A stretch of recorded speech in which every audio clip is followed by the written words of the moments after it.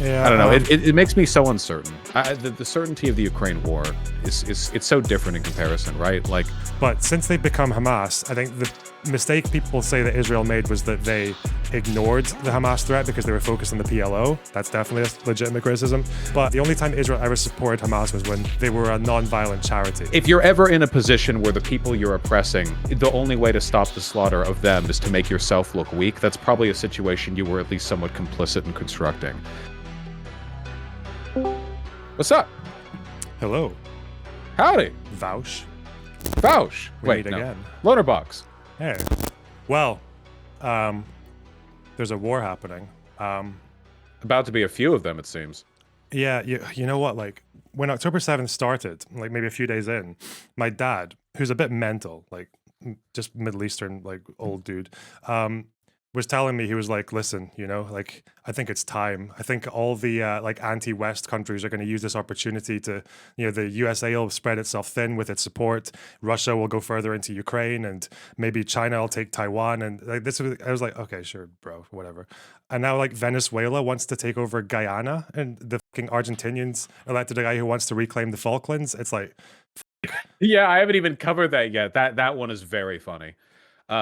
Especially because he's been trying to ingratiate himself to Western leaders, with like the whole dollarizing the economy stuff, and then to immediately go also like, yeah, actually the Falklands are ours, seems like an excellent way to maintain a stable relationship with the West. yeah, although I have heard that it's not uncommon for Argentinian leaders to get elected and just kind of chest puff about the Falklands and then nothing happens. But I don't know. This guy, I don't trust this guy I don't know. I feel like the Penguins are in trouble. The Brits down there. Yeah, the world's cutest penguins. I You think know? I think he's dialing it back a lot, actually. Apparently, he made a lot of antagonistic statements to Lula da Silva when he was running, obviously, because Lula's, Hmm. socialist aligned at least. And since then, since actually winning, I think it seems he's been a little bit more conciliatory. So I don't know. Maybe there's hope for peace yet. Hmm. As for Israel, Palestine, I guess I caught some of your thoughts from that debate that you had, and maybe just like a few other stream clips here and there. Um, I don't know. Do you want to know where I am first? Was that where we'll start? Oh And yeah, see for where sure. Well, see how- I watched a few of your streams. Well, not all of them. I watched portions of them. You were really getting into it, and then I thought, yeah, I should go back and revisit this when I have time, and then I didn't have time. So this is like kind of me getting a sort of distilled info dump, which is absolutely what I'm here for. Yeah, kick it. Yeah, I think there's quite a bit of, there's like a bit of historical precedent for it. In some ways, not at all, right? I think if you told me before October 7th that something was going to happen, I'd have been like, yeah, probably. We knew that the IDF were stretching themselves thin over the settlements. We knew that people in Gaza actually at one point were complaining about the lack of security down there. Like there were like just far less battalions in that area than there were ever supposed to be. We knew that IDF people weren't turning up for duty and all this kind of stuff, and they were struggling to get new recruits over the Supreme Court reform. So, and even Hezbollah were firing pot shots earlier in the year and saying that like Israel's in trouble, they're weak, the fall is coming and all that. But yeah, like so something happening was not surprising, but like to that level, and that level of security failure, I think this is I'm pretty sure, I haven't been able to find anything contradicting this, is that this is the first time ever a Palestinian militant group has ever been able to capture territory and hold on to it for any period of time. They've captured like a building once or twice for a few hours, but like not actually like a piece of Israeli land, Other Arab states have done that for brief periods, but never Palestinians, like not even in the 48 war. Like that's how unprecedented that was. Yeah, the attack was pretty. I remember hearing about it. It was late at night, and I already done a stream that day, and I'm famously lazy, so I don't want to do two. But then I saw it was like Hamas attack or something, and I saw like, oh, okay, wow, Hamas attack, that's crazy.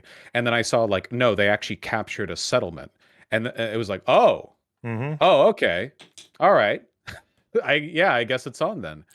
Um, and it's only been fun since. And just that whole concept that you're on the live UA map and you're seeing like different shades of red on Israeli territory. I was like, what? Yeah, it's insane. Um, But I think I think what's happening right now, I guess, with like the Israeli response is it's really reminiscent of Lebanon in 2006. Like, uh, so that was a war where Hezbollah sent some raids into northern Israel.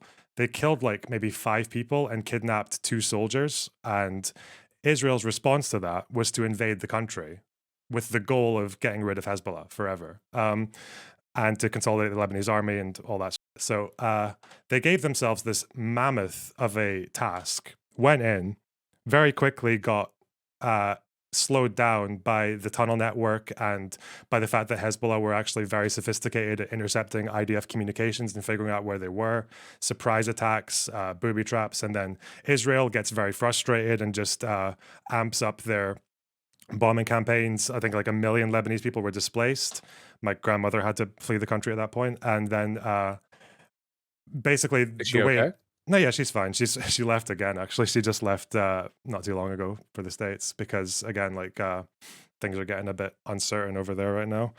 Um, but yeah, no, she's lived through plenty of this, like 2 invasions by Israel, a civil war, and a Syrian occupation. Yeah, so It's the capital of Lebanon. It's is it Beirut? Am I Beirut. thinking of the right place? Yeah, I learned there was a person based from there that I listened to a Beirut, Hmm, right? yeah. Yeah, where I learned a lot about it, and it was really, really interesting. There's a lot of economic asymmetry in Lebanon that I wasn't really aware of before listening to that, about like the relative wealth and history of the capital and sort of the political shift towards like relative incompetence and inability to deal with the country's issues, and Hezbollah kind of runs rampant, and yeah, the port explosion and how that never really got cleaned up properly, and there's still broken glass all over the city, that kind of stuff.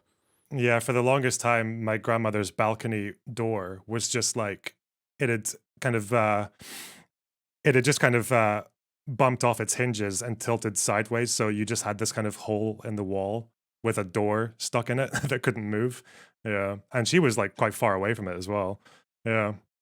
Um, Jesus. but yeah, it's probably the hardest country in the Middle East to learn anything about, just because there are so many different groups and they don't have like a very clear statistical majority. Like it's a third Christian, a third Sunni, a third Shia, and then a bunch of smaller groups as well, about 20 Jews. Yeah. But like that war For in diversity. yeah, that war in 2006, it was a really good example of just like Israeli failure. They gave themselves this basically impossible task to get rid of Hezbollah, found out that Hezbollah were far more sophisticated and stronger than they ever expected. And it basically resulted with a lot of people died, a lot of people got displaced, and a lot of Hezbollah infrastructure was destroyed. But the end of it was that the leader, Nasrallah, became more popular than ever, and Israel just had to give up and leave. And then after that, you suddenly started seeing like even Christians who didn't really like Hezbollah starting to say nice things about the guy who fought off the Israeli invaders. And then, um, yeah, it just like it was a failure. It was one of the biggest embarrassments for Israeli military ever. And I think I was the extremely surprised to learn about the competence of Hezbollah. I guess like mm, prior to this conflict, I guess it always sort of mentally filed them under just insurgency group. The degree of organization, like that's something I only learned like 2 months ago. Before that, I just assumed they were on, well, not on like Hamas level or whatever, but you know, like any one of the like groups operating in Syria, just a group that didn't have much going on in terms of logistics. nah, they're yeah, I think it was the biggest non-state military in the world. Yeah, they're much scarier than Hamas, and bigger and stronger. But I think the thing with that war was, and why it's kind of worrying about what it means for Israel now, is that Hamas are a lot weaker than Hezbollah. And I think what Israel, as soon as I saw Israel saying that we're going to get rid of Hamas, I'm like, okay, this is like that was kind of when I felt like they're not going to stop until they feel like they've done it. And I don't even know if it's guaranteed they can get rid of Hamas, but yeah, like, that's like the worst thing, is just that I don't even know how much international pressure could possibly convince Israel to stop, like outside of, I don't know. But that's like You the know, really depressing part. it seems like Netanyahu's government is like 100% committed. Like they're not even engaging in the political niceties that you would expect them to engage in as a way of sort of delaying condemnation from the United States, or trying to rope people in. Like there's not even much of a pretense besides these like really transparent IDF, like, hey, look at us holding these boxes labeled in English, aid or whatever. It seems like they're not even trying, which makes me worry, because if they feel they don't have to try, that's probably because they're, going for a different goal. Um, yeah, I saw you talking to Richard Hannay about that yesterday. Um, I think I was maybe going to suggest like a slightly different explanation for like why Israel does what they do, which is still condemnable. I think because the way I think Israeli propaganda works, the way I understand it, is that it's not quite as simple as just like lying about everything. I think they do lie. They lied about like Shireen Abu Akleh's death, and like it turned out they almost definitely they definitely did it. So like that, yeah, they've lied about a lot of things, and they lied about the Nakba for like 40 years until they released the archives, and then but then I think a lot of their propaganda, at least like the main approach they take, is, do you know what hasbara means? No, I do not. It's just like the Hebrew word for explanation, more or less. Like the Israeli approach to propaganda is like this whole method that they have of basically saying, actually, yes, we are doing this thing, but here's why it's okay. That's kind of what the way that they approach it, which is why it's probably not so unusual for them to say things like, "Oh, we're not going for surgical. We're just going for damage. We're just going to like shit up until Hamas is gone," right? Like, I think that's and that seems to be something that they've done very consistently. Um, is that when it comes to like with the way that their military methods go, is like in law when you're doing military decisions, the idea is that you have to measure civilian deaths and collateral damage versus military advantage, right? So you have to somehow figure out a way that you can measure how many civilian lives are worth this particular military goal, like destroying a tunnel or a weapon stockpile or a communication center or a commander or something like that. And I was reading about just historically different countries and how they do that. It seems to be that more recently, Western powers adopted this thing called a non-combatant casualty cutoff value, like an NCV, which was that for whatever attack they were doing, like a particular strike, they had a maximum number of collateral deaths. So, but depending on the goal, it would change, right? So I think for like bin Laden, an example would be like 30 civilians is worth killing bin Laden in a strike, right? Or a commander, like 15. And then for some objectives, it was like none, as in, we're not going to do this if it means a civilian will die. And this was kind of like an approach that was used by coalition forces in the war against ISIS. And then there were also, it was kind of disclosed that America had like a slightly higher acceptance for civilian deaths than Europe. But the numbers that I read about coming from that war was like 14, 15, 5, 20, 30.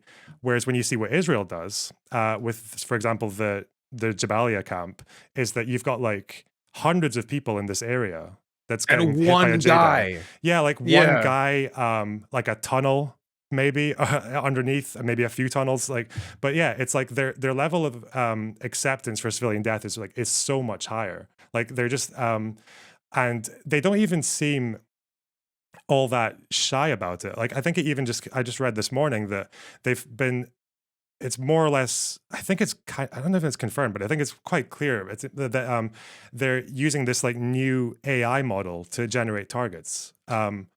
To the point that now it's like they have this AI model that is generating like 100 targets a day, and it's assessing and it's somehow guessing the number of civilian deaths, or it's got a way of calculating expected civilian deaths. And when you see the IDF in their statements that they make to the Red Cross or to the UN or whatever, is normally what you would say is that if someone like Hamas is using civilian infrastructure to launch their attacks, which they basically always do, then that compromises its protected status. But just compromises, as in like you can't just say that just because there's like one Hamas guy running around a school, then you just blow up the school, right? But I think it's a factor, because yeah. you can't make the human shield defense like a literally impervious defense. If any military engagement will lead inevitably to some civilian death. There's no way around that. Like civilians died when Ukraine struck the bridge, the Crimean bridge Mm. that Russia uses for rearmament along the southern front in their war. And like people bitched about that obviously, but like that can't be avoided to an extent. But there's obviously limits. We don't really do like World War II level strategic bombing campaigns anymore, where the logic is like, well, every civilian they bolster the war effort by doing economic activity. So actually, they're all military targets. Yeah, and that's and no, it's not even that. Like, I don't know if this is what they're doing now, but I know in the Lebanon 2006 war, the idea was that there was this one neighborhood where Hezbollah had their strongest concentration. Like, I think it was like their HQ, and it wasn't just buildings that Hezbollah were actually in, but it was also buildings just around the neighborhood that Hezbollah might move to and use in the future, right? So everything, like, suddenly this whole neighborhood became a target, right? And I think that's probably the fact that they admit to that almost as well, because I guess they can, because they're not like party to the ICC or anything like that. They're not like signed on to the Rome Statute or anything like that. Is that um, I think that's probably like the clearest way that I can point to like Israeli behavior, basically. Like, and they've been like this since the uh, even since the 40s, is or even before that. They've had this like I think one way that it's been described is based on this really old concept called the Iron Wall, is that Israel believes that, or at least in the past, they believed that when the only way that the Arab states would ever recognize them and allow them to exist as a Jewish state was that they would just uh, be as unreasonably like as aggressive as possible as a way of kind of like muscling the rest of the Arab states to eventually accept that they exist, right? To make peace with them. So with Egypt, they took over the Sinai Peninsula, and then in the 70s, when Egypt tried to reclaim it, Israel went even further and were marching like almost towards Cairo. And then at that point, Egypt was like, "Whoa, fuck, we need to definitely like come up with an arrangement." And then they made peace, and Israel gave the Sinai back to Egypt. Then they made peace with Jordan, and then but the idea was that the way some people viewed this iron wall policy was that this might have made sense for Israel getting what they wanted when they were literally surrounded all over by countries that wanted to destroy them. But now they don't have an enemy in Egypt anymore. They don't have an enemy in Jordan. They do have an enemy in Syria, but Assad's kind of busy right now. They've made Yeah, peace with there's like Morocco, and they were close to making peace with Saudi. They made peace with the UAE. So it seems like now it's they should really be, at least before October 7th, it's maybe easier to say this, that they're supposed to be ideally like the idea that beyond this iron wall, they need to start also treating the rest of the world and the Muslim world, and especially Palestinians, not as like threats that need to be bullied into submission, but like as future neighbors, like a diplomatic approach.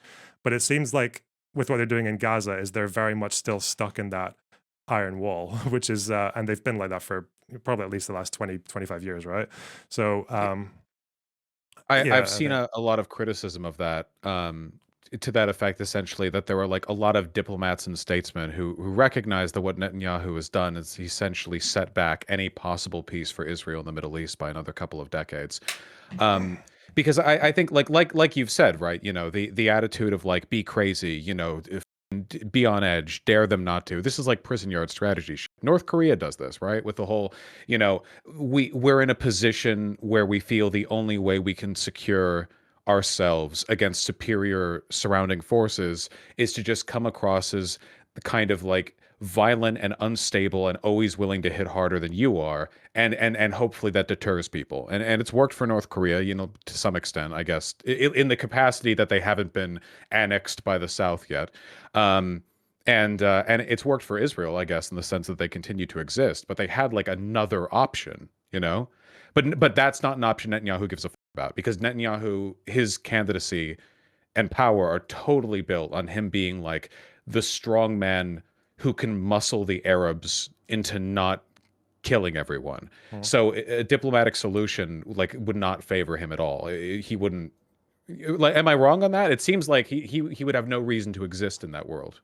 No, he doesn't, like, as far as like Netanyahu is no, he's not really up for like a diplomatic solution. Like, his whole position has been, we can't negotiate with these people. They're fucking crazy. We just need to be stronger. And then obviously by behaving like that, it doesn't really help in like radicalizing the Arabs even further. And this is why it's yeah, like that's kind of the idea, is that there are people in Israel, and actually like probably even more than most people would think, at least before October 7th, who don't like who don't have that approach. Like they want settlements to end, or they want to bring back the peace process. But the problem is that at least with, especially with Hamas there, and with those like rockets constantly coming in, and all those terror attacks and the suicide bombings and all that, especially October 7th, is that Netanyahu has been able to survive pretty strongly in the last 15, 20 years by saying, yeah, you don't like me, I'm corrupt, I'm like, I'm a bad leader basically,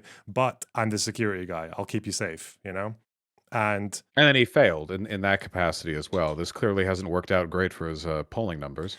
no, he's never going to get elected again. Whether that means Israelis move further right, I mean, they have for now. Like, I don't know if they'll stay that way. Um, But yeah, I think the problem now is, and this is where I get stuck, is that like I like, for to be clear, I want what's happening right now in Gaza to stop. I don't think it will, but I don't think anything will make it stop. But like, yeah, like it's just, it's not the way. Like there's, and like Israel don't even, again, like I'm sure you know they've been very vague about what they want to do afterwards, right? Even if they get rid of Hamas, like what next? I think just recently they've been saying they want like a buffer zone, but they don't really know who's going to be doing that buffer zone in Gaza, between Gaza, like between like northern Gaza and Israel. Like, so whether it's, some have suggested they want the UAE to do it, or maybe Qatar, or like the UN, but I don't know who's going to be willing to do that, right? So, and Israel's not going to occupy Gaza because that would be a disaster as well. Um, so Yeah, this is what leads me, I guess, to the sort of doomer conclusions I have here. At some point, I don't know if Biden would put his foot down or whatever. I guess as the PR campaign mounts, it's not as though support for Israel has been great for the Dems either. But the fact that the Israeli government doesn't really seem to have a plan with what they're doing here, which is like, that's not that surprising. We didn't have a plan going into Iraq, right? mhm. But I don't think there was ever much of a question about like certain things on the table. Nobody thought America was going to annex Iraq. Nobody thought that like our plans there involved some kind of ethnic displacement. It was very obviously like we had no game plan after we got in there, but certain things were never reasonably on the table. No 51st state bullshit. Whereas Mhm. here, like, I don't know. And then you have Netanyahu's officials who occasionally say really crazy shit, like they'll say, the nuclear option is not off the table, and then you're not allowed to cabinet meetings anymore because you let it slip that we think that. Or, like there have been multiple officials who have essentially said that Gaza is just Israeli territory. Why not annex it? We have videos of IDF soldiers that are like planting flags all over the place with posts on how like they're reclaiming their land, and you get all the shit. The Israeli cabinet official who was doing those Hollywood conspiracy bits, Yeah. where it's like, actually, every time you see a dead Palestinian baby, it's CGI, buddy.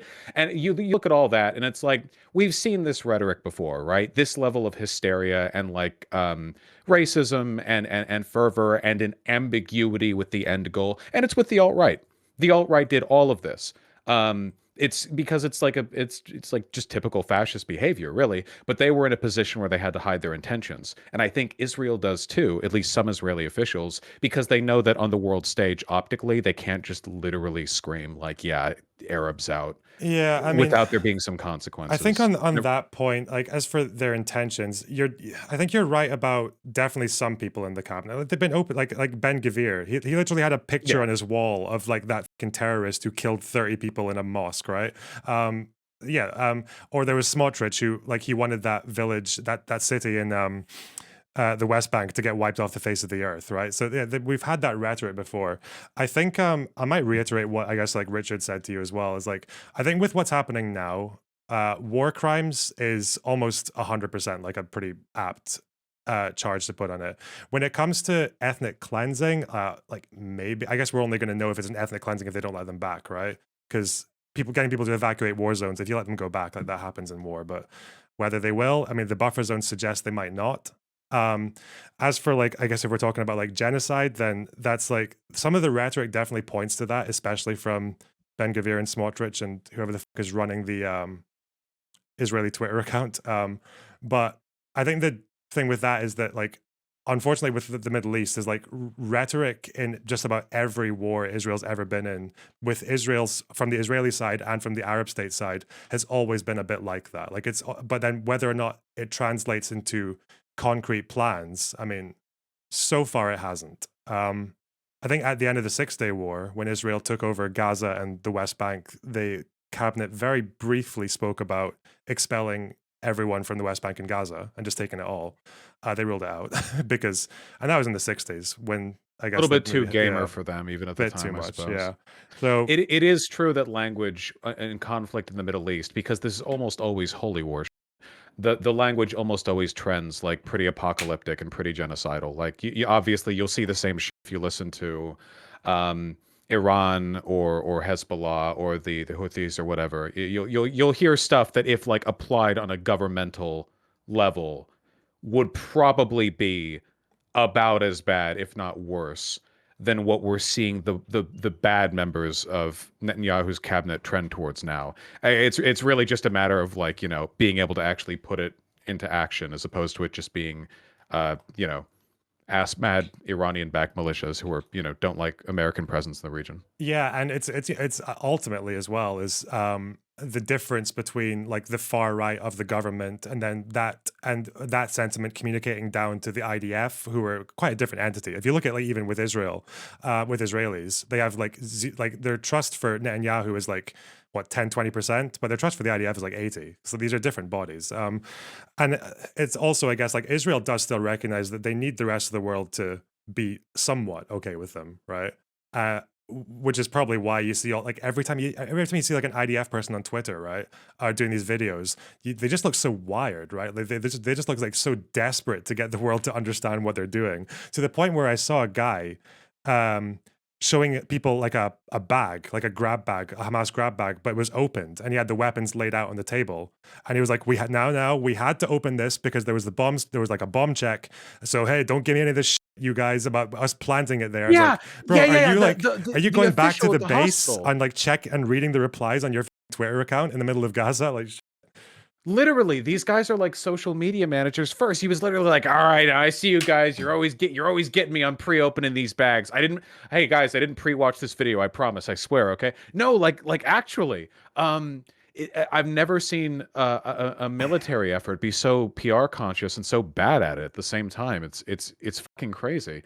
Yeah, I think stuff like that. I feel trends towards sincerity to an extent, because that is a key distinction between the way the IDF officers act and the way, say, like Russian officers have been acting. I do think there are a lot of comparisons that you can draw in terms of sort of willful misinformation. But the one thing that I do consistently get from IDF and Israel advocates and stuff like that, you know, I guess people who I would otherwise argue with pretty severely, is sincerity. A lot of them, I think, even if they're saying stuff that they know in some cases isn't really true, are like they do believe in something underlying, which I guess in their case would be like Zionism, like defense of the Jewish state. Whereas with Russia, there was this much more nihilistic, like a lack of concern, even for to the extent to which anything they were saying even was truthful. I guess I get the sense that they care more, which kind of tracks with what you said, the idea of like own up to something but make up the justifications as opposed to lying about it outright, you know? Like Israel could say that only like 1,000 Palestinians have died. I don't think people would believe them, but they could, you know. But instead they'll say like, no, yeah, it's been like 15,000, but half of them were Hamas, you know, which is a very different style of self-justification, I feel. yeah, I don't even know. I think the last video I saw of the guy talking about Hamas deaths was like, I think the 1,500 that they gave initially made sense because it was like 3,000 fighters went into Israel, and like I think like half of them died there. And but since then they're just saying of like thousands. That can mean 2,000, can mean 8,000, 5,000. I don't know. But I guess we'll never know because the Gazan health ministry doesn't tell you when a soldier died. They'll tell you what they'll tell you when a military like a commander dies, like a high profile person. But yeah, Yeah, so I couldn't say. it genuinely it's so fucked, like to tell, you know. Ukraine has always been pretty straightforward. Like the defense ministry gives updates on like Russian equipment lost, and they're definitely underselling their own deaths, but I think most people agree they're in the ballpark at least. Like they're being optimistic. Um Whereas, like, I have no fucking clue what's going on in the Gaza Strip. There's been a surprising lack of video footage, Mhm. because they've been trying to keep it quiet. So there haven't been as many videos of like pitched street battles between Hamas insurgents and IDF forces as I would have expected to see. And I don't know how much of that is because it's not happening that much, or if it's because it's not that dramatic because they'll just airstrike an area into dust and then like cover it. It's really difficult to say. I'm inclined to distrust any numbers Israel provides. Um, but in terms of Hamas deaths, I don't know. Most of them probably fled south, right? Like that would be the sensible thing to do. You leave some guys up north to make occupation a living hell, but then you set up like the real bulwark in the south where the IDF said to go to because you have more time to prepare. Yeah, they I'd imagine a lot of them did. I think there were quite a few videos of like people coming out of the tunnels and surrendering, or Hamas were trying to, for the first few days of the ground invasion, Hamas were trying to put their propaganda videos out of like, oh, we came out of a tunnel and shot the tank and the tank's fucked. Like, yeah, but I I saw I I don't saw that know. one video. Yeah. That was good. That was pretty funny. I mean, I think the estimate is they have like 30,000 fighters. But I guess if you're Is Israel, that real though? I don't see why you. 30,000, that seems like so much. Would that be all like direct combatants, or could that include, I guess, the Hamas logistics network, just people who do like running or comms or whatever? Or would that Oh, just I think literally be like 30,000 I guns? think it's like membership, yeah. So like 20 to 25. That's. I'm just looking at it now again. It's like 20. Well, some. So Reuters are saying 40,000. Some are saying 20 to 25,000. I don't know. Well, that's membership. So maybe the party is different from the fighters. I wouldn't Yeah, surprise me though. Like it's Gaza's not. It's not difficult to find recruits in Gaza, believe it or not. true, and they Yeah. probably don't need as much logistically as, a real military would. Make sure everyone has food and ammo, and even then, not that probably. Yeah. Um. I wonder. I'm trying to think of a few things that I maybe had like some, I guess, disagreements with or contentions. I guess they're more entertaining for the audience or whatever. Um, Yeah, I saw some of your bit. I think I had to do a bunch of reading afterwards because I felt like I undersold it a lot when I was arguing with that dipshit. Because you always have to simplify a bit, right? But I or think I just libertarian. simplified it. Yeah, that guy. I think I just simplified wrong. So it's being able to simplify and be concise while also being correct is pretty important. So I looked up some stuff on like Oslo and the peace accords, and it's only like a fraction of what you've gone over on your stream. So I know there's a lot more complexity to it. I guess I defend the overall premise of what I said, which isn't a defense of any specific inaccuracies, but like the overall feeling that I had and what I was trying to convey and what I still think is that there have been plenty of times in the past where there has been a good faith effort on the part of Palestinian advocates to bring about peace, and that Israel has done a lot to undermine that peace process and sort of like destroy hope in the possibility that uh, diplomatic resolution could, actually get them anywhere. um, I think as far as there were good faith efforts for peace from the Palestinian leadership, I'd probably say once, maybe, yeah. Which would probably have been between sort of like from Oslo leading up to Camp David and Taba. Um, I think here's how I tend to put it is that I think there are three main things that just like that are kind of universally just like morally what has to happen is like one, Palestinians have a right to self-determination. um Two, that refugees have rights, whether it's return or um some kind of like resettlement or compensation. And then the third one is that both sides have the right to live in security and peace. So it's like, and I feel like when you commit to those three things, the history can tell you how you got to whichever position, but I think as long as you have those three like main values, is you don't really need to um like defend the worst excesses of Palestinian leadership, because like the way I put it is that at least since probably even since the beginning, like since 1917, Palestinians have basically always had the more just cause, like always. It was when they had uh, when the British basically betrayed them about their promise to give Arab sovereignty to that area, and then with the Balfour Declaration, it was shit when they had a bunch of like European Jews coming over there and buying up farmland and then evicting all the tenant farmers to replace them with Jewish people. Obviously, 1948 really, really sucked for them. uh, I've heard like all the way rumors of through. this. Yeah. Yeah. The problem is that although they had the more just cause throughout, they've also had like the worst advocates, like the worst leaders. Al Husseini was a Nazi head. He wasn't even really like democratically elected or anything. He was appointed by like some weird feudal system. Arafat, for the most part, um, what his position was destroy Israel, and every Jew who arrived after 17 is basically like after 1917 just doesn't like count, right? They can fuck off. And he held that position until like 1988, and then his behavior during the peace process in the Intifada was not great at points. He supported Saddam Hussein going into Kuwait, and then the consequence of that was that Palestinians who lived in Kuwait got kicked out afterwards. Um, and then Abbas right now is useless. Hamas are obviously shit. I think that's the main problem so far, at least from the Palestinian end. You can criticize Israel all day. Like, yeah, I think is that the Palestinian leadership has never really. I don't think there's ever been a sustained period where like the person leading the Palestinians has had a good approach towards Israel. Um, I don't know if you have any contention with that, or if you have like a different example. No, Or no, I think that tracks. I think that some of the, especially early on, a lot of the worse advocacy, not all of it, obviously, because like given the situation here, the whole conversation is going to be underlined by anti-Semitism, even if a person's argument is largely right. Like a person, like there have been plenty of times I think where it's been like the Palestinian people do not deserve to be oppressed. You know, we have had our land stolen from us. We deserve autonomy. Blah blah blah. And that's why like Jews are bad and we should kick them out. So there's always been that like hanging clause that's um, well, honestly, been really convenient for Zionists because it allows them to point at a lot of legitimate underlying claims and go like, ah, well, you see, they're anti-Semitic, which you know they are, but that's yeah. As you pointed out, oftentimes they're really not doing themselves much in the way of favors, you know, argumentatively. I agree with all of that. Of course, my point at the end of it would always be that like because Israel is the group with the real autonomy in the situation, that's sort of the whole point. They're the ones with a greater level of responsibility when it comes to framing and dictating the conversation.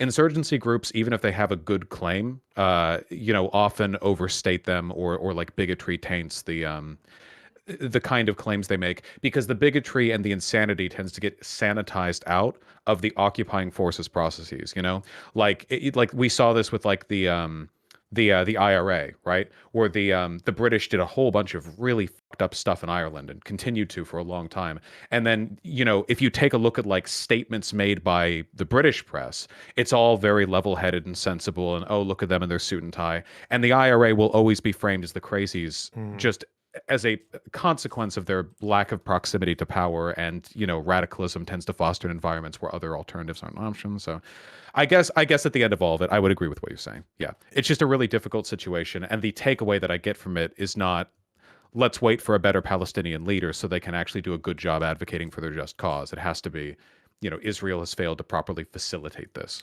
yeah, at least before October 7th, I probably would have said that the role that the rest of the world could have played there would have been um, that Mahmoud Abbas leading Fatah in the West Bank is like 87 years old. Everyone hates him, but he's not made any effort to get a successor. There are like believe it, like I think people this always surprises people, but like people always talk about how popular Hamas are, at least compared to any of the other Palestinian leaders. But the most popular leader in amongst Palestinians is not a Hamas guy. It's a guy from Fatah called Marwan Barghouti. He's done some horrible shit in his life, like during the second Intifada, and he's in jail now. But like at least there, like there's a leader who is sometimes described as like the Mandela of Palestinians because he has since spoken out against targeting civilians, and he believes in this idea of like treating Israelis as as future neighbors. He doesn't renounce violence completely because it's an occupation. People are going to be violent. You just need to channel it in the right way. It's like yeah, there is some there is some will there, like the fact that someone like him is actually quite popular. But um, I guess here's the question for you: is like, do you think any peace process or any advancement can happen now, so long as Hamas is still in charge or still exists? My default answer on this is probably I think the only way to find out is to give like massive concessions in their favor. The main thing for me would be the West Bank because they're like the slaughter, I guess not the slaughter, that's not the right term. The bad behavior could stop without meaningfully ceding material power to Hamas. I think that like because a lot of the discourse here has been undercut by the fact that with the push and pull in Gaza, like, the slow collapse of the West Bank as a Palestinian settlement has continued, and it kind of gives the indication that like Israel can pull back the knife in the Gaza Strip for a time, but their intentions are always clear when you take a look at how they treat the Palestinians broadly. And if that didn't work, right? Like if even after that, Hamas continued to um successfully galvanize people away from peace. I guess the question would be, how could you make the better argument? What could you do to convince people? How much food or water or provisions or land or power could you give the Palestinian people before the majority of these young Palestinians, and they are young, would think of Israel as a complicated neighbor and not as their oppressor? And maybe Mhm. something could work out from there. That's what I have to default to because, as you've pointed out, the militant anti-insurgency approach towards Hamas is one that essentially just means doing periodic purges of Gaza Strip. That's how insurgencies are. It doesn't seem to be a working strategy long term unless you're okay with enormous numbers of deaths. Yeah, and Hamas doesn't care about that. Like, because more Palestinian deaths for them is like that's Yeah, propaganda free points. advertising. Yeah, they love it. Yeah. I don't know if they love it, but they don't care. Like that's why the leaders are like in It's hotels in martyrdom. Qatar. That's Yeah, it's yeah. it's a big jihad thing, Yeah. But I think I guess the problem now is that if Israel concedes anything now, it's like Hamas wins basically, and I think that's been the problem a lot to do in the past as well. Is that um, I think when there are leaders, or when there maybe is an opportunity for peace that like a right wing leader in Israel doesn't take, say like Sharon, I think the problem is that when that's what was I going to say? When fuck me, my mind just went completely blank. Um, It's been known to oh happen to yeah, all of when us. like it seems to be the case that like Palestinians have a very good reason to think that like that kind of militancy works for them, right? Um, say when that peace process happened, the one that I think was maybe the closest that Israelis and Palestinians came towards a final settlement was like it happened in like July 2000, and in May 2000, Hezbollah successfully pushed out a 15-year occupation by Israel. Israel was occupying the south of Lebanon since '85, and Hezbollah just pushed them out violently with no negotiations. So you have like Arafat entering this peace process talk with everyone knowing that Hezbollah achieved a full end of occupation without negotiating anything, without conceding anything. And that's like a really bad place to start, right? And then in 2005, when Sharon came out of Gaza, he did it unilaterally. There was no negotiation, there was no consultancy from the other side. So, of course, when they come out of Gaza, Hamas comes in. Hamas is already there. They're quite popular. And then they put up their flags and say, yeah, we did this. They left because we were too violent for them. We were too crazy for them. And like, basically, our terrorism achieved more than any negotiation ever will. So, Which, to be fair, is correct. yeah. If, of course, you have the soldiers to back it up. If a full like military rejection of Israel was at any point on the table for Palestinians, I probably would support that over almost anything. Mm. Given what's happening now, it seems like all the arguments made by Hamas were correct, that Israel was just biding its time and waiting for the slaughter. Of course, realistically, that's never going to happen. So even like advocacy for it by adjacency, like, oh, if only you had the troops, is kind of like the implication is like, tomorrow you will be able to rise up. When in reality, no. Like the Palestinians lost. Militarily, it's an unwinnable situation. That'll never change. You can be irritating to your oppressors, but that's not exactly the same as winning your freedom. And Israel has already demonstrated a pretty clear willingness to treat this like, a cut and burn kind of situation with civilian lives. So yeah, it's just not working. I think in terms of like moving forward diplomatically, it is true that any concession on Israel's part right now would come across as an optical loss after October 7th. And I mean, ultimately, that's sort of Israel's fault, right? Because the situation was untenable. If you're ever in a position where the people you're oppressing the only way to stop the slaughter of them is to make yourself look weak. That's probably a situation you were at least somewhat complicit in constructing. I think that the Israel would have to be careful to not send the wrong message. Like, you don't want anything that they do to unreasonably bolster the Hamas cause. Now, as for how you'd handle that exactly, I think it has to be like West Bank to begin with, right? Because there's a lot of good stuff you could do in the West Bank that doesn't come across as much as like, oh, haha, Hamas's revolutionary spirit has broken us, jihad has won. I don't know what Yeah, exactly it would have to be though. it's like I've always wondered about now that we know that a big part of the security failure in the West Bank was because there were just too many. The IDF were just too highly concentrated in the West Bank to deal with settler violence, right, and to deal with fighting over there. And I'm like, To assist settler violence, yeah, to yeah, give them little high fives. Yeah. yeah, of course. And it's like I really like settlement. If you're, this is an argument that I think is like people should really make more often. Is that settlements are not good if you're a Zionist. Like, not really in the long term. It might feel like winning now because you're getting more territory and you're probably going to annex it, and the Palestinian problem just, I guess, just keeps on pushing into staying on the back burner. But it's like, if you're a proper like Zionist and you want Israel to have a right to exist, the only logical conclusion of settlements is that there's never going to be two states. They can get so embedded that the only way forward is to give is that Palestinians will just demand voting rights, and if they demand voting rights, then you lose your Jewish state because the demographics don't work. So And this is what makes me worry, right? Because it really seems like the only consequence to all this logic is like the only way this all works out, the way the like Ben Gavir types, mhm, wanted to, is like, there just need to be no Palestinians. yeah. It doesn't seem like their logic allows for their existence, at least not anywhere near Greater Israel.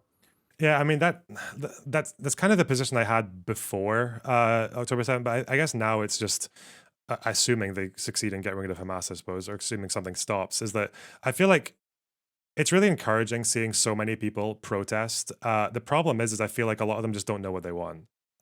Like, it's all good having loads of protesters, but then I guess ceasefire is a noble thing for them to go for. But generally, when At you see a least lot of these, as a first step, yeah, yeah. at least when you see a lot of these protesters, it's always like, oh, what do you want? It's like, oh, river to the sea, abolish Israel, like like it's just all this crazy shit that, like, sure, good luck. It's just not going to happen, like not anytime soon anyway. So, Well, protesters are um, always like that to an extent, right? You can even go back to the civil rights movement. If you boil it down, a lot of people are just angry about X or advocating for Y. Certainly with something as complicated as peace in the Middle East, it's pretty tough to like, you can't march till you have your policy position down. Nobody has their policy position down, certainly not Israel. well, civil rights protesters, like I think a lot of them did have very clear demands, right? When they boycotted the Birmingham buses, they were like, desegregate the buses. I was like, okay, that's in line with the Constitution. You've got the laws of the land already on your side, like from the federal level. Yeah, but as far as Palestine goes, it's like, yeah, you could be like, I don't know. I just wish there was something more like there was like a more unified front on just like, okay, just stop expanding settlements. Just stop, okay? Like, they've It's been got to be the pressured into ceasefire, right? yeah, ceasefire as well. Yeah, yeah. That's the thing people mostly seem to rally around. I will completely agree with you on the West Bank thing. I think that I said this with Richard as well, which means I guess you probably heard it if you saw that. But so much conversation gets focused on what's going on in the Gaza Strip, in large part because Israel doesn't want you looking at the West Bank, where what's happening is so indefensible, and there's no, Mm. and Hamas isn't an excuse, which is kind of a sign, right? Like, if there wasn't a Hamas, they would need to construct one, which to an extent Netanyahu sort of kind of did. At the very least, facilitated one, because in the absence of Hamas in the West Bank, you still get like the systemic displacement and killing of Palestinians aided by the IDF. They're just doing it with like basically no excuse, Mhm. so I like that. I think that's why I think peace has to start there, because it is true that like, even if there was a ceasefire, you know I think Israel would break it, but I think Israel would break it. I know Hamas would eventually. Give them a day or a week, they would fuck it up somehow. It's Hamas. Yeah, So well, like that 1 week ceasefire, I think Hamas were firing rockets like an hour before it ended. Like, it's just, and there was that shooting in the bus stop in Jerusalem, right? Um, isn't that being isn't that kind of wacky, like, isn't that kind of amazing? Like, the rockets just haven't stopped for all oh the yeah, well, lack of resources from in Gaza. Like, Hamas's yeah, like, they've siphoned so much off to make those rockets, and from their perspective, like, this is revolutionary jihad. Like, if they're willing to die, as good Muslims of Palestine, right? They're, sort of roped in on this, I guess, in the Holy War. They're obviously not good shepherds of, the future of the Palestinian people. That much is clear. And if a concession made is one that ends up bolstering Hamas, that's probably not a step in the right direction.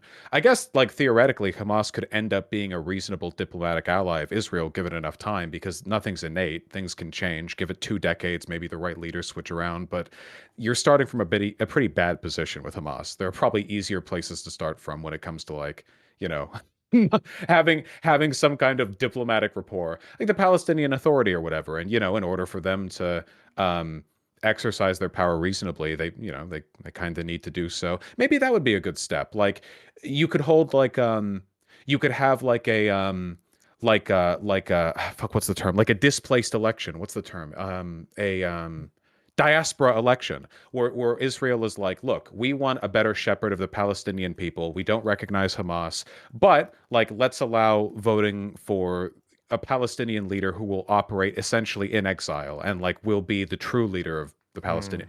Mm. This sounds really dumb when I say it. I feel like there's a way to do this right, basically, because obviously we don't want Hamas there forever.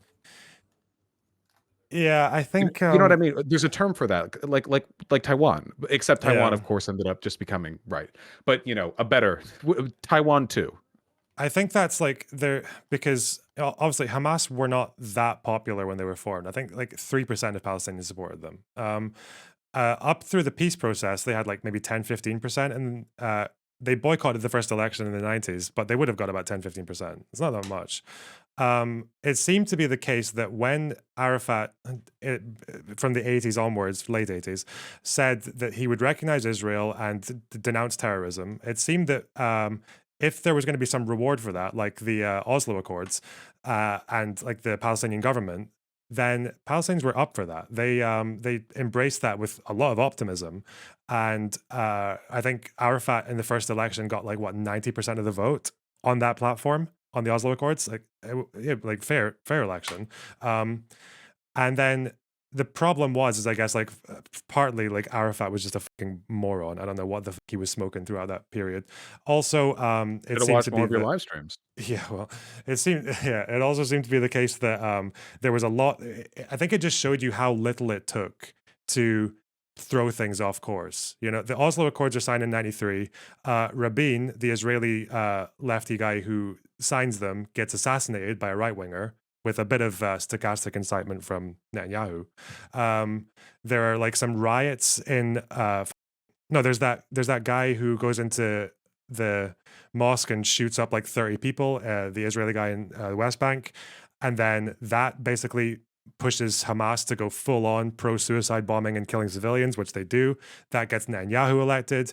Netanyahu builds a tunnel that links the Western Wall into the Muslim quarter. The Muslims get very angry. There's a riot. And in response to that riot, the IDF in the West Bank basically starts arming up to and then the Palestinian militants do the same.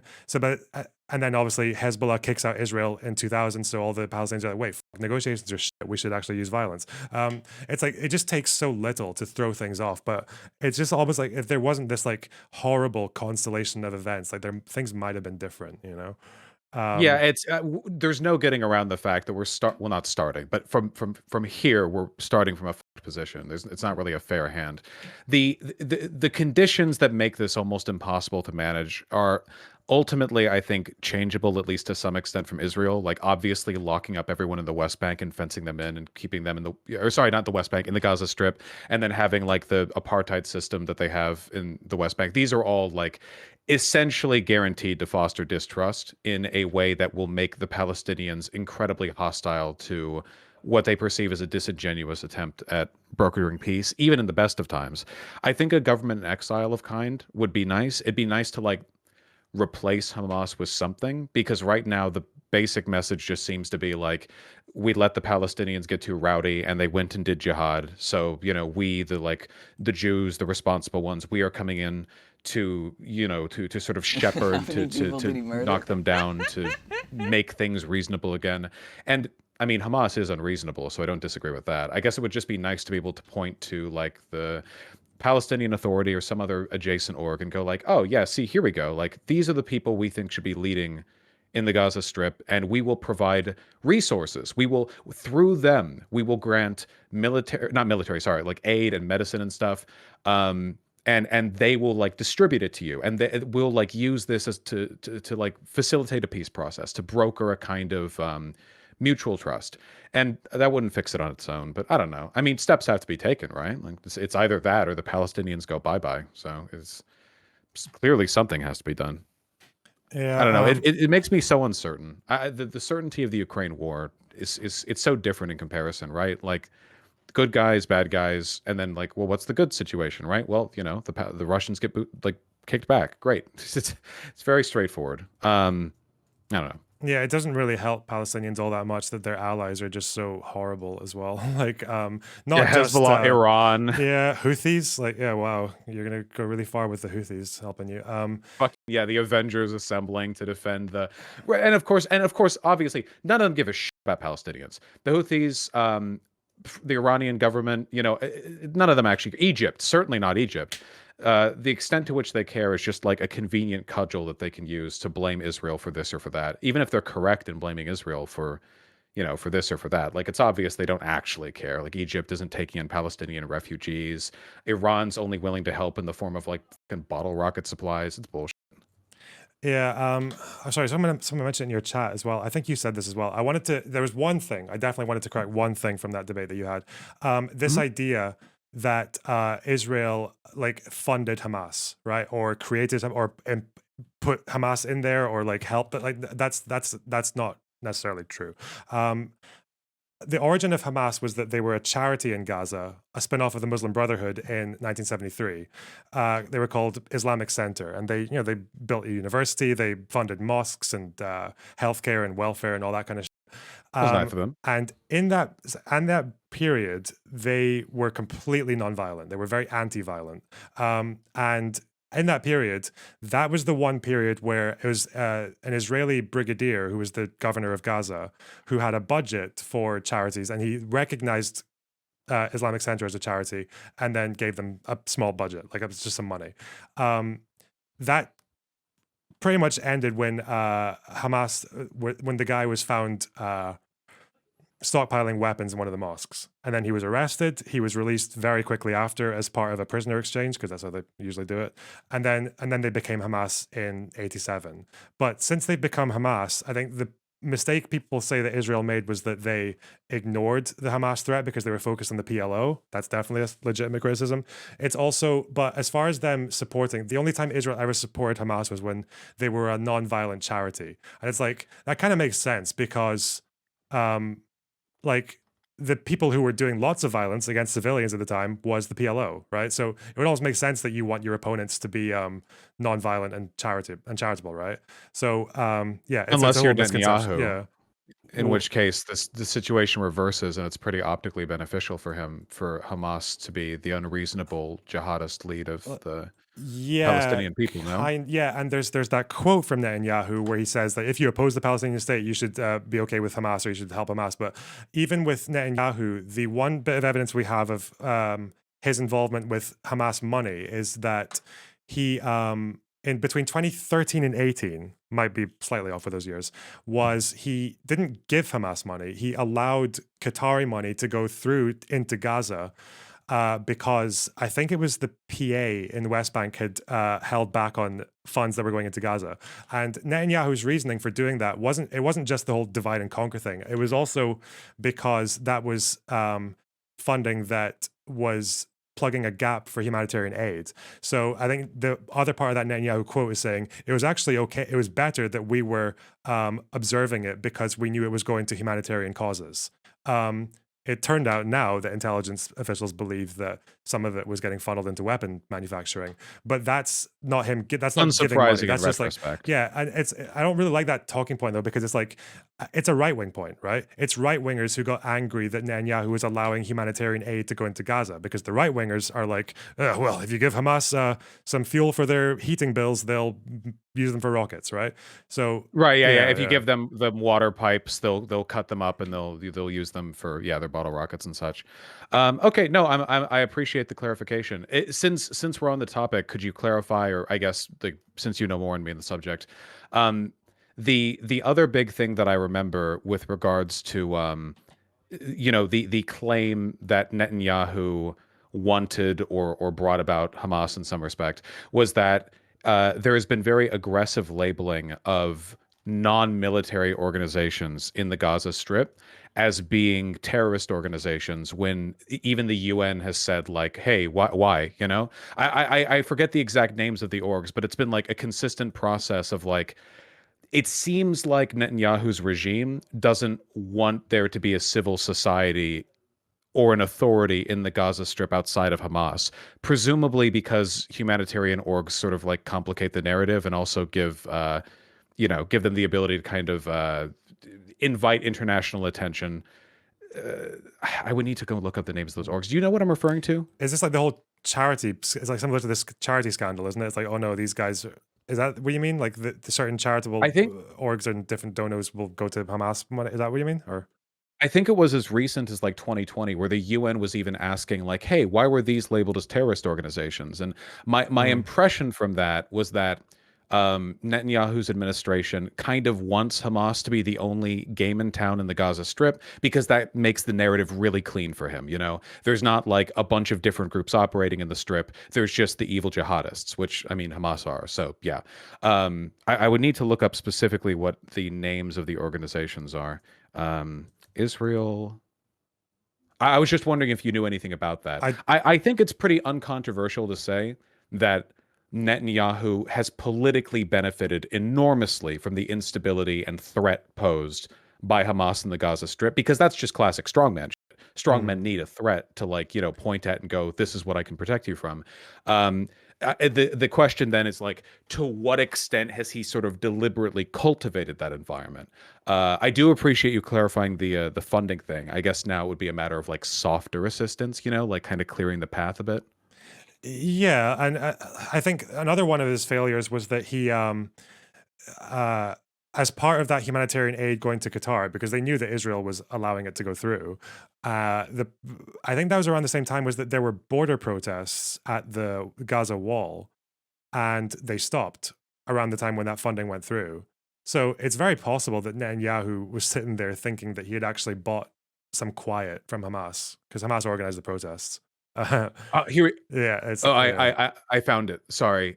It was from 2021. It was UN human rights experts take strongly and unequivocally condemn the decision by the Israel Minister of Defense, Benny Gantz, to designate 6 Palestinian human rights and civil society orgs as terrorist organizations. Mm. I'm sure the details on these specifically are pretty like nuanced, That's just the impression that I got from this, I guess. The idea of trying to cultivate kind of like an environment where Hamas is the only like voice that really comes out of the Gaza Strip. I didn't know if that was like misinfo on my part, but I stand by the mistake I made with the funding.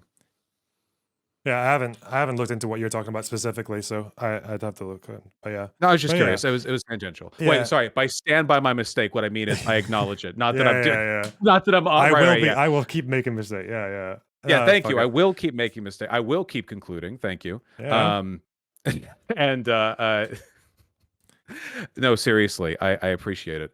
I wanted to ask you though, because I've made a lot of declarative statements in terms of like what can be done moving forward. If you were, I don't know, if you could psychically take control of Netanyahu or whatever, I don't know. What direction would you want to go?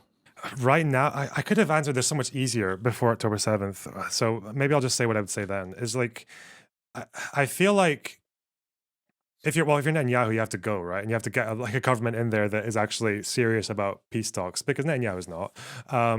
Yeah, I think it's just to put something on the table that's like, okay, here's what we're going to do with regards to the borders, land swaps. Here's what we're going to do with regards to refugees. Here's what we're going to do with Jerusalem, and it's like just have that on the table so that at least a Palestinian leader can be like, well, I'm going to speak to Israel about this, right?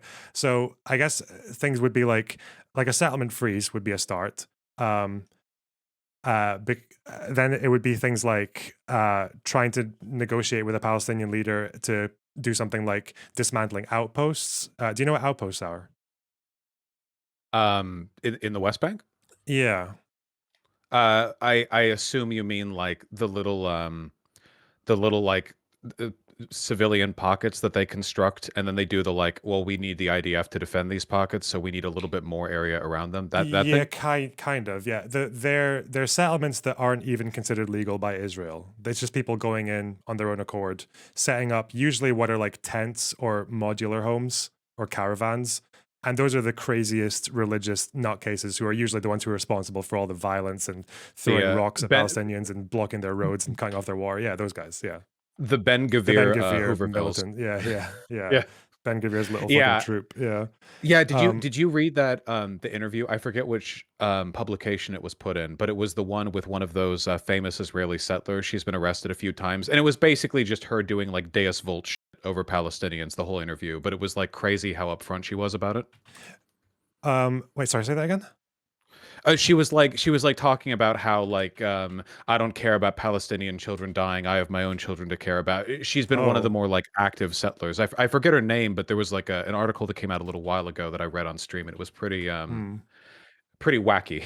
So it was a Yeah, little wacky. yeah, like settlers in general are a little bit more weird, but yeah, those ones in particular are just absolutely fucking insane. And I think He with was like crazy for them, I think. She yeah, was really out there. and as far as Israel goes, it's like that's you enforcing your own laws, right? Because Israel doesn't consider those outposts legal. Like they should just get and some occasionally they get rid of them, and yeah, occasionally they get rid of them, and they give little pictures to the UN, say, look, we're doing a good job. But a lot of them, most of them stay. So that's like a big thing.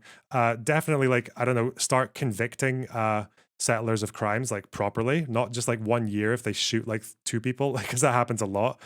They're very, very Yeah. soft on crime, unfortunately, and I'm personally hard on crime. So yeah, like as for right of return, The Law and Order live stream here. yeah, as for right of return, I think Israel they should just recognize it. Like just say, yeah, 948 ethnic cleansing, we did that. Sorry, and then and that just opens the door to some negotiation that can be amicable to both sides. I think them recognizing it is just like that's just the point of history, right? It's not like a political negotiation, right? It's just like the government narrative on it is just very much yeah, this was actually fine because the Arabs were going to genocide us, right? So it's like, yeah, Yeah, they need to at change that. least Like, just catch up with your own yeah, historians, you know? Like, yeah. acknowledge like I guess like a shared language for future peace, so we can at least agree on what even happened. Mm. I think yeah, the shit with the outpost reminds me a lot of like reading about sundown towns or like clan towns in the American South for a while, where like everyone knew what was going on. You would ask the local sheriff and he'd be like, "Well, I ain't heard nothing of that," wink, but like obviously it's like they know and they kind of agree with what's being done. I don't Mm. think everyone in the Israeli government agrees with the situation in the West Bank, of course. I just think that with Netanyahu being in power and Ben Gvir being in power, the non-hardliners have either been ousted or aren't even in a position where any of their advocacy would do very much. Certainly not after October 7th, right? Like, holy shit.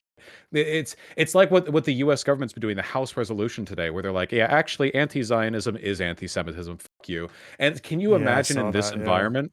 Yeah, well, it's not good.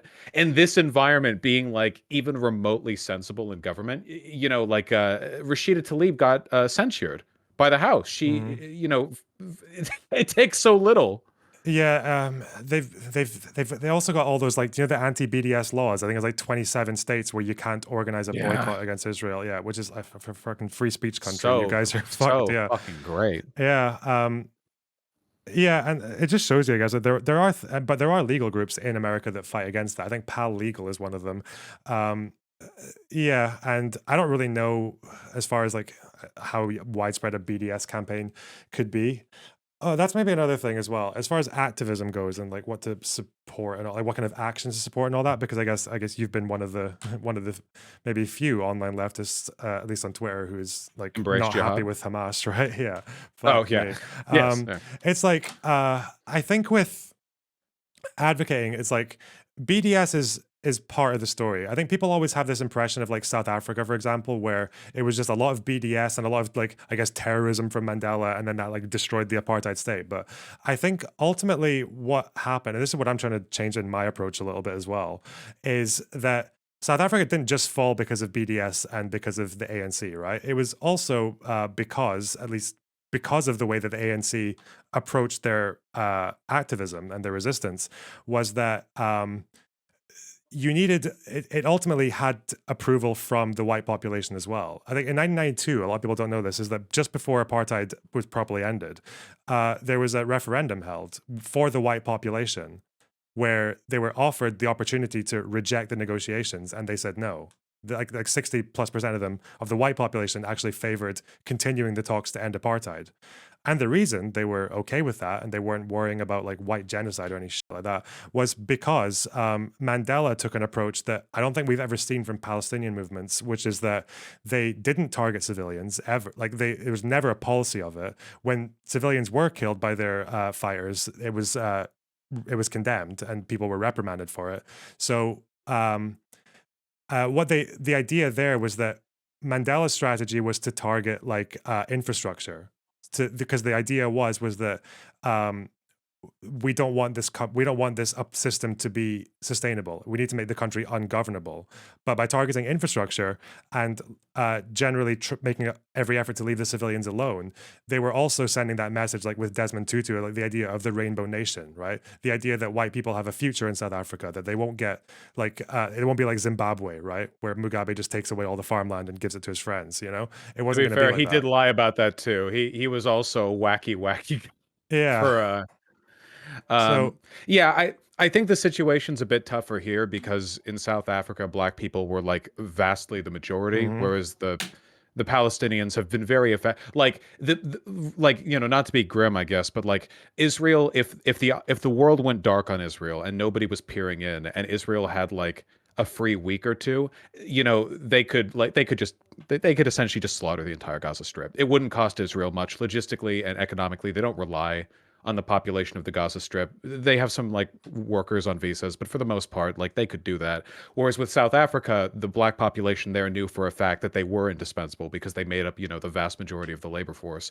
So I understand there being a lot less confidence in that strategy from the part of the Palestinian people. But unfortunately, I still think it's the right one. I still think that like you do have to do that, right?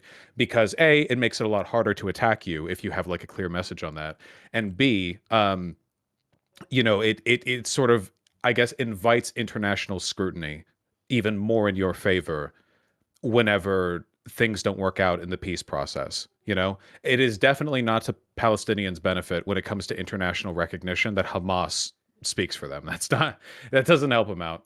It does remind me a little bit, I think, of the way lefties sometimes misconstrue the civil rights movement relationship between MLK and Malcolm X, where they'll say correctly, you know, like MLK's strategy relied on Malcolm X because, you know, Malcolm X was like, it's sort of like the wedge that allowed MLK to kind of sort of implicitly gesture at as a consequence of not improving race relations. And that's true. But then they'll take another step too far and they'll go like, actually, Malcolm X was the smart one. MLK was dumb and naive for working with the white establishment. Malcolm X, and then it's like, no, hold on. You know, MLK did way more than Malcolm X did for peace. They worked together, yeah, I guess, like in a historical sense, you know, towards a shared outcome. But the idea that it was like a naivete versus intelligence thing is total bullshit. But a lot of people seem to believe that. So here's what I want to like. What kind of rambling? My apologies. Sorry, yeah. But here's what I want to. What did Malcolm X actually do? I used to be really scared to ask that question, right? But he was like f***ing around with the Nation of Islam until 2 years before he died. Like he gave speeches and he wrote letters, like from up in the north. Like what the f*** did he do? Like he didn't participate in violence himself. Whereas MLK, like, and his guys were literally throwing themselves like on the line and getting them beaten the shit out of by cops and shit. Malcolm X, like, he talked pretty well, you know. He was good at like shit posting. But what the fuck did he do? Yeah, I guess it was like helpful for MLK to, you know, and like in the Birmingham jail letter was to be like, you know what, if you guys don't give us what we want, it's gonna be like more people are gonna want to join the nation, and that'll be really really bad. But apart from that, like. Yeah, he had a big Twitter account. He was a popular shit poster. No, I think the main thing he did was that as a contrast. I think that he was someone to point to. I think he fucked up a lot. I mean, the Nation of Islam literally got him killed. So, you know, that's not much of an argument in favor of that. But I think the main, I guess I'm kind of like speaking positively here because I guess I'm fond of a lot of what not what he stood for. He did a lot of stupid shit. I'm fond of a sort of idealized, simplified version of him. And I think that that idealized, simplified version of him that I hold in my mind and nowhere else was an effective wedge, a good direction to point in as an indication of where things could go if race relations weren't improved, and as a scholar and an educator to other people in his proximity, mostly with regards to the value of that kind of resistance and how it should be framed alongside peaceful resistance. After all, like we do know that MLK, you know, got something from what he said. I'd like to believe that you could learn from his failures, if nothing else. Maybe that's the real, if anything, that's kind of like the historical value of leftism in general. It's just learning from failure. So in that tradition, at least, he's a true blue leftist. Yeah, I know there was one, I think during the fair housing protests, there was one, like one of the worst towns. I think it was Michigan. I think where the riots were like the worst. It was the worst place for one of the worst places for riots. But they also ended up getting the most generous like fair housing bill. But I guess that's like I don't know. That's maybe A one lot of gain, people but then learn from also him, if nothing else. yeah. But then Detroit, sorry, yeah. But then it's also the fact that I guess like you could also say the MLK riots gave you Nixon. So I guess it's like yeah. But as far as by the way, I'm not advocating for Palestinians to do non-violence because like it's not the same as the United States. They can't do not like it's not getting beaten. It's not cops beating you up, right? It's people killing you and shit. I don't know. I just wish it was like channeled in a more productive way. You know, like I personally feel like I have no issue with if there's like an outposter, right, building up a settlement. Uh, or building like a modular home in the West Bank. I think those people absolutely deserve to have some like ski mask paraglider come over and just like knock out their water Yeah, supply or a like tear paraglider down to the every yeah, settler. just like tear down like just like I don't know, tear down the house, you know, or tear down the stupid little caravan and or the rip down their tent and just chase them back into Israel, you know. As for the bigger communities, like I don't even know if I'd be against people like doing what some of the settlers do to them, which is like blocking the roads or messing up with the infrastructure and things like that, you know, not killing them or anything like that, but just unless they try to kill you. But like, yeah, I don't know. I just feel like that kind of approach would be, and they've had moments like that in the past, I guess, like in the first Intifada, where a lot of the imagery that went out was like 5-year-olds throwing stones at tanks. And that was like, it made Palestinians look very sympathetic on the world stage where Arabs usually weren't. But then you have like the second Intifada, which is like, every other day there's a suicide bombing in Israel, and it's usually like they went to a pizza shop and they made sure it was lunchtime, so it was really busy, and there were a bunch of families in there and blew it up. It's like, yeah, I feel like one method definitely gains a lot more support than the other. Yeah. You have to get a lot of 5-year-olds and a lot of rocks. Yeah. Yeah, it turns out suicide bombings just aren't that sympathetic on the global stage. I'm no one has informed Hamas of this, but God willing, one day.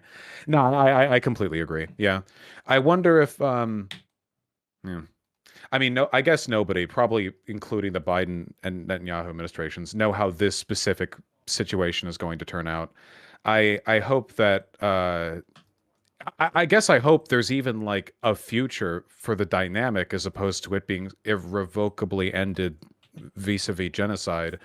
Do you think there's a decent chance that Israel's even like not even going to remain a democracy? Because the shit that they've been putting out lately, the like constitutional amendment on terrorists sympathizing and just Hmm. the general kind of strongman bullshit you get during wartime, I don't know.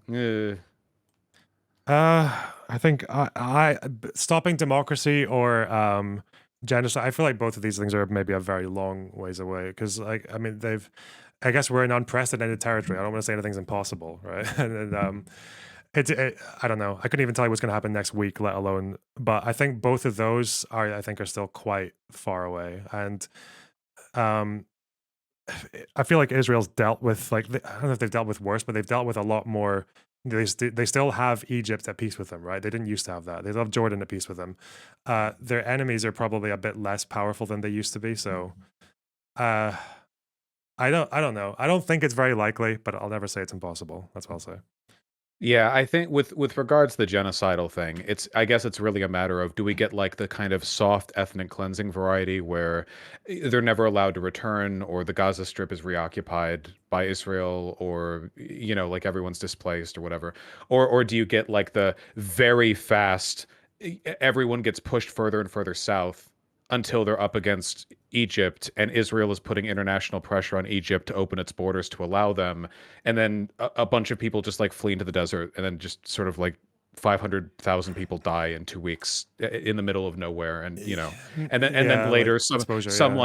Yeah, some journalist like goes over like a sandy dune with like 16 skeletons on it or something. I don't know. I really hope that doesn't happen. yeah. I mean, Egypt's very, very unlikely to let people through rough unless it literally the border gets stormed. Um, and I think what's maybe more likely to happen is either the civilian death count just gets so high that every like Israel's choice is either continue or lose support from the rest of the, or continue or you don't lose support from every country on earth, maybe. Or they might even succeed in taking all of Gaza and having like IDF presence from north to south, and then they're just stuck there occupying, but no one else wants to take control of it. And that would be a pretty rough situation. That'd be horrible. But I don't know if that whether that leads to genocide. I don't know. It would be new if they did that. Think we Maybe could the just take UN, on maybe all. an Arab country. Like I don't know. Yeah. We can just take on all 2.3 million of them. We're a European, or sort of like Western Yeah. slash European country. Our birth rates are flagging. We just need 2 million like young people to shore us up. Don't worry, I have seriously considered building a second Israel in Wyoming. I don't know why. That you guys have so much fucking space. I don't know what's wrong We've got with so much yeah. room. They're all fighting over one fucking Holy Land. Jesus Christ. The Mormons had the right idea, okay? The Holy Land is actually here where there's lots of open space. Have fun. Yeah. It's not even very good land. Shit. Oh No, god. it's really not. Yeah. Pretty though. I've seen photos. Looks nice. Yeah. I don't I know actually what the yeah. soil irrigation is like there. Does It's Israel have to import all of its crops? Where do they get the farmland? I don't even know. no, they have farmland. Yeah. That was like that's the whole Zionist thing where they're like, we came here and we drained swamps and we made them into farms. I mean, they kind of did do that a little bit, but yeah. Yeah, no, they definitely have their pretty areas.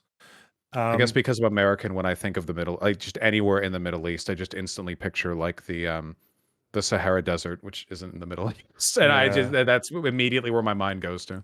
I think coming maybe one more thing on the I guess like the genocide point is like I think the way I kind of approach it as well as just not thinking it's the most accurate description of what they're doing, but like it's the way I see it is like I think the big problem with why Israelis like are the way they are, right? Because they're quite wacky, and I think it's mostly because of fear.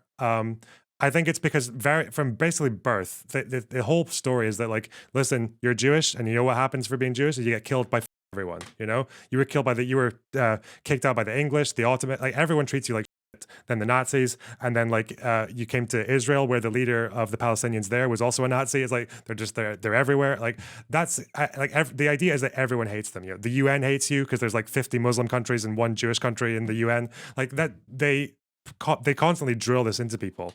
And I think at least I've noticed is that I guess because I spent the first week of the conflict shitting on Hamas leftists, is that a bunch of like Israelis and progressive Jews came into my community, and I think what they like their positions, although I don't really agree with most of what they say, is like it does matter what they believe, and I think as far as like this very small contribution I guess I can make like with streaming and all that is like at least showing people who are like either Israeli or Jewish progressives, because the Venn diagram, people say, I don't think Zionism equals anti-Semitism, but the Venn diagram between Jewish and Zionists is quite close, right? Like most of the world's Jews have some sympathy for the state of Israel, or some connection, or feel some connection to it, or something like that, right? So yeah, I don't know. I feel like it's there's some value in allowing like Jewish progressives or like people who are more progressive on the Israeli side to feel like they're not really alone, because as far as progressive spaces go right now, a lot of Jewish progressives like outside of Israel feel very, very alienated, right? Because they're Yeah, that surrounded. that Yeah. I definitely agree with that. I think that concerns about anti-Semitism on the left are valid, but often overstated cynically. However, in this specific instance, I feel like a lot of people on the left seem to have like forgotten that anti-Semitism is a real issue, because so in the American government, like in the capacity of official American legislation, anti-Semitism is not that big of an issue. They're pretty militantly Zionist over there. You know, not many bills coming out denouncing Judaism. Yeah. In terms of like America broadly or like the world broadly, huge threat level, and Israel's not helping things. So you like, for instance, right now, like if you take a look at Twitter, right? What hate do you see on Twitter? Are there like IDF so-and-sos being Islamophobic? Are there liberals doing this and that? Yes, of course. But there's also a lot of basically open neo-Nazis who are LARPing as pro-Palestinian as Mhm. a way of boosting their accounts. Jackson Hinkle, who isn't a Nazi because you have to believe something to be a Nazi and he believes nothing, but is still a bad person, is literally like the most engaged account on Twitter right now on the Palestine stuff. And there are a bunch of dumbasses who are engaging with it, like, oh yeah, this guy must sincerely care about Palestinian people. There is a lot of this. I think I saw a post recently talking about how much certain accounts, like known anti-Semitic accounts, have been boosted lately, and it's huge. And it's like, yeah, in the context of all of this, like, I don't know. I don't want anything that I say to be misconstrued as a kind of like blasé dismissal of generational trauma on the part of Jews, because it's not even generational. Like that shit's still going on. It's just the Israel thing kind of throws a wedge in it in terms of like how it's perceived immediately. I don't know. I fucking hate this. I hate the whole like recursive oppressor effect where you have the Mm. Jews on the Palestinians, but then there's the Arabs around the Jews who would eradicate Israel if they could. No denying it. And then you have like the anti-Semites in the West, and a lot of whom are pro-Israel because it's politically expedient. And it's just, yeah, fucking. It's so difficult to tell exactly where everyone aligns as well, because I saw Tommy Robinson leading like a pro-Israel march right now, because I guess like as soon as a Muslim comes into the room, the fascists and the Jews are all good, you know? The fascists are all good with the Jews. And it's the same with Him like, in particular, I assume, yeah. yeah, yeah. And it's just like, yeah, it gets. I think with left-wing anti-Semitism, I think the problem is that left-wing anti-Semitism doesn't have anything to do with anti-Semitism. Really, left-wingers are not anti-Semitic, and they don't believe the protocols. They don't believe in blood libel or any of this bull, right? But they are so anti-American that, and like so campist that that they'll support anyone that opposes Israel because Israel's America's biggest ally. I think that's why they do it. And then the consequence of that is that they will run cover for people who are anti-Semitic, right? Like Hamas, because they oppose Israel. And I think that's It's where it because comes like from. anti-imperialism by proxy, yeah. Yeah, yeah, and I guess that's what leads them to feel like, well, I'm not like. That's why it also appears that on the other end, that people are so hyper vigilant, like on the Jewish side, that a lot of people just look like they're seeing anti-Semitism everywhere, right? Whereas it's not all. It expresses itself in very different ways across different groups. I think. And yeah, Hmm. and a lot of them, of course, like I think misidentify it, but at the same time, the misidentification gets a lot harder when you have actual real anti-Semites who are defending Hamas as a way of wedging Mhm. Israel. Like Nick Fuentes said this, you know? So in that environment, it's like, oh, well, hold on, maybe this all is a thing. Yeah. Yeah, Fuentes is a So big fun. Hamas freedom fighter. Yeah, I wouldn't Oh, wouldn't yeah. surprise. Yeah, and that's always, you know, because Remember again, the like Holodomor? Hitler had reasonably good relations with a lot of Arab leaders. You know, not all of them, but some. There was like a pogrom in like Algeria that was inspired by occupying Nazis. The Muslim leaders opposed it, but yeah, like it's quite, yeah.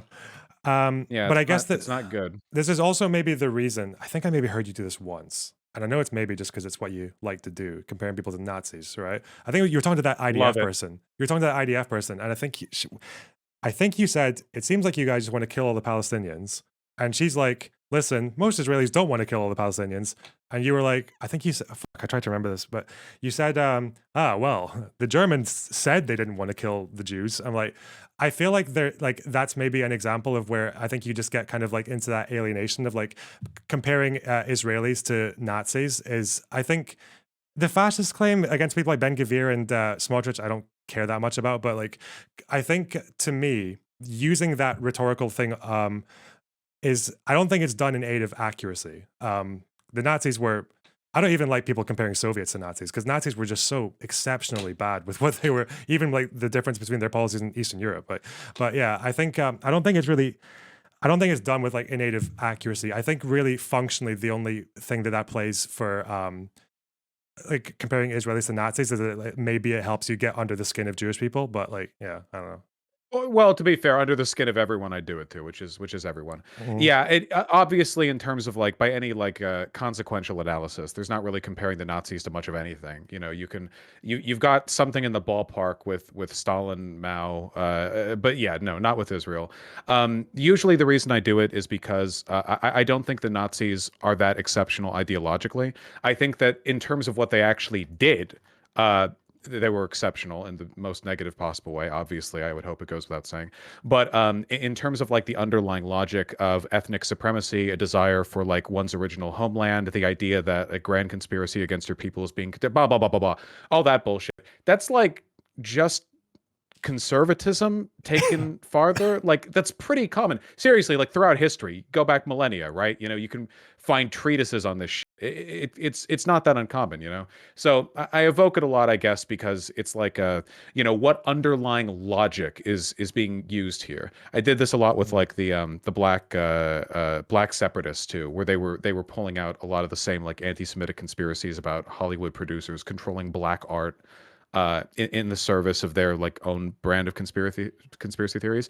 Um, in terms of like actual effectiveness, though, yeah, that in this specific instance, it's probably worth toning down. Though I do stand that Ben Gvir is Ben Gvitler. He's that motherfucker is purely on their side by historical circumstance. You know what I mean? Yeah. Ideologically, there is not a lot that separates that guy He, from the worst of them. I'm pretty sure he is like he's a Middle Eastern Jew, isn't he? I think I he's like think a Sephardic so. or Mizrahi. Yeah. I don't think he's from Europe. Yeah, that's the thing. A lot of people don't know that the majority of Israelis are non-white, and I find it funny when people talk about like Israel being like a white supremacist state or like a like. I think I wonder how much the like the really crazy left opinions on Israelis would change if they knew that the majority, not just the majority of Israelis are non-white, but also actually because the strongest right-wing voting blocs in Israel, I think, are there's the Orthodox Jews, and then it's the Middle Eastern and North African ones. And like they're actually more right wing, I think, than the Ashkenazis. They're really right wing, and there's a like I guess the reason for that is like there's one because they arrived as refugees from the Arab world in the just after the Nakba from all over North Africa and Eastern Europe, and they when they arrived in Israel, they felt like they were treated very unfairly. Like they weren't given as good housing and they weren't treated very well just at all. They were always like kept out of higher professions and things like that. But the Israeli leaders who were doing that to them were labor Zionists. They were left wingers. At least they said they were left wingers.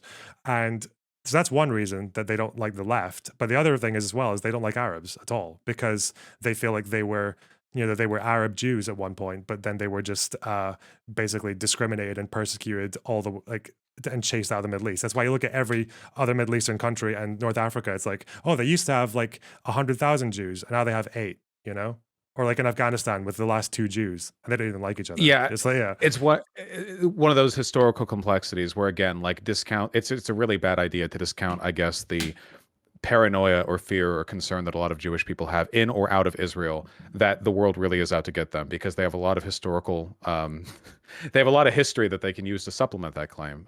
Very difficult to argue against, at least for now. I think, yeah, I know that they've done some colorist stuff in Israel, but to be fair, that's not like Israel unique. I'm pretty sure that's the entire planet. Like white supremacy is global, so there's always going to be a kind of latent undercurrent. They did this recently, I think, in Nigeria, where there was like they had to pass a law because like almost all of the models that were selling beauty products, clothing, makeup, what would like anything were white or European, when basically everyone in Nigeria is black, and it was because they mhm. were trying to like, yeah, because a lot of these companies are international, so you know you sell like white beauty everywhere, and like in India they do the skin lightening surgery and blah blah. So yeah, that's pretty much the case across the board. It is definitely true though that Israel isn't a white supremacist state in the same way that fuck, I don't know, MAGA Republicans want to do a white supremacist state. Like those definitely mean different things. Certainly with regards to acceptance of Jews, which I'm just hearing a lot of white fascists don't like that much. Yeah, they tend not to.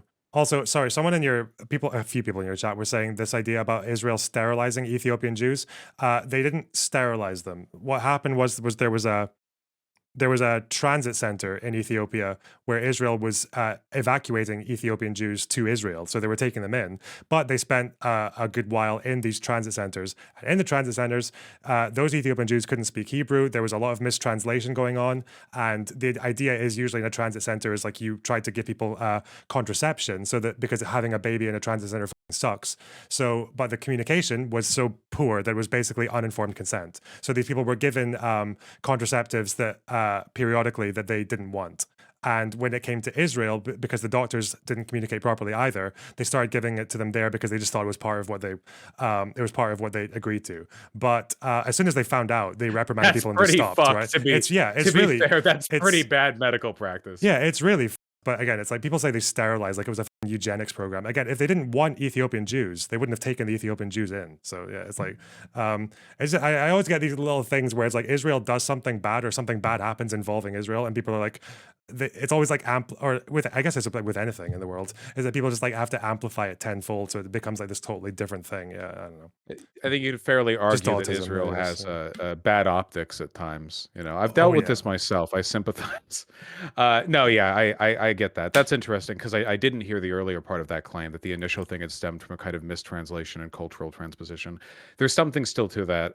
I think it reminds me a little bit, I guess, of the hysterectomies that we've done to some of the Latina women who have been kept at the border, like undocumented, where Oh it's like yeah. some hysterectomies have been performed, but it wasn't like camp policy to do it or whatever. It was like there were doctors that would occasionally misprescribe it as solutions to like abdominal cramps, and it was definitely being done negligently and racistly, but it wasn't like, you know, Order 66 shit.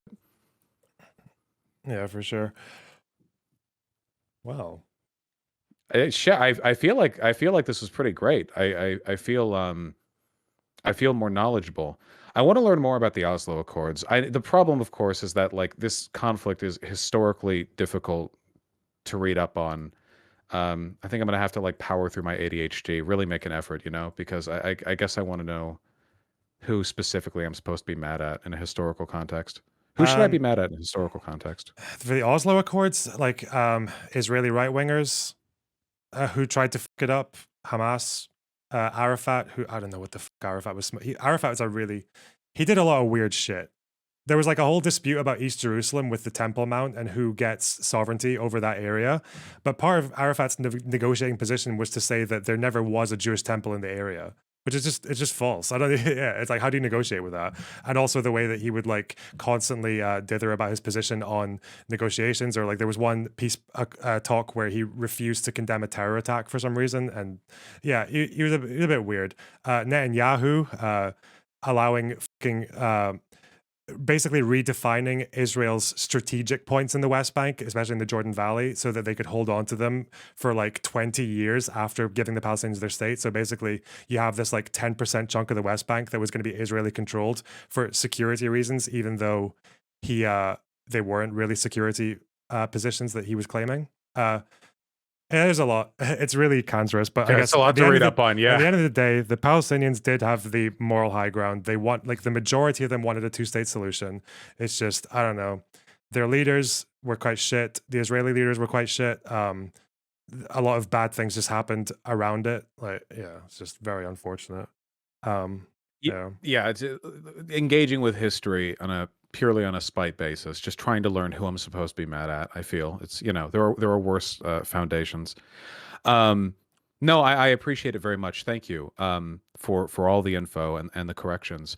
I'd love to talk to you again in the future. I feel like I only ever talk to people in the context of like somebody said something or some concern or antagonism, but you know, you know far more about this than I do, so I would defer to your knowledge in the future. Um, you know, as things continue. And obviously, we're not done with this, right? Like Netanyahu has made it pretty clear Yeah. he plans to invade the south too. So we'll see how it goes. Yeah. Oh God. Yeah, it's really depressing. I guess that's why I think going into the history is just like a cope way because I like it's easier, you know, than what to do now. Yeah. It's like Yeah. let me like assume some perceived control over the situation. Like now, as I watch it all happen, I get to like now. Well, 60 years ago, this other thing happened. It's Mhm. you know what I mean. Um, Yeah, it does help to show kind of how we got here. And I think even as far as a peace process today, I think at least if you learn about Oslo, I'd imagine like the Clinton parameters that came in 2001 are probably still the most realistic thing that could come. I don't know. I'd ultimately like to see one state where they all share the land and everyone's happy, but one thing at a time, you know? Yeah, one day. Yeah. Um, Oh, I have well, to ask you one more thing. oh yeah. People want me to ask you about your music takes. What's No, and happening? no, no, no, no, no. I was gonna. I thought you were gonna ask me if I condemn Hamas. My music takes are Well, good, and nobody has an issue with them. And I appreciate you coming on. okay. That's all good. Um, Chat's been on my ass lately. I know I would normally Um, shout myself out, but I'm going to shout out a YouTuber who actually has a really good video on the peace process. His name is mhm. Beast Process, one word. It's peace process with two B's because Arabs don't have the letter P. You know that. So Oh, they say like police or did beast they process. Yeah. like they don't even make the noise I mean, like they that? sometimes do because I guess they sometimes have to for like the words like Palestine, I guess. Yeah. Because they call it Philistine. But yeah. Yeah. Huh. Yeah. It's funny. I didn't know Anyway. that. That's actually pretty cool. You Yeah. know, like how we don't have. I know there's like a noise or something that we don't have. Whatever the case may be, I really do appreciate you coming on. I will shout out you because you're Loner Box, and Whoa. I like your streams. And this guy's called Vaush, by the way. Ian Vaushinsky. Fat Don't check Ian. him out though. Fat Ian lives Um, forever in my heart. oh no, in spirit always. We will always be on Fat Boy Hours. I hope you have a wonderful day. Speaking of, I'm hungry. I'm gonna go eat. All right. Well, good luck with that.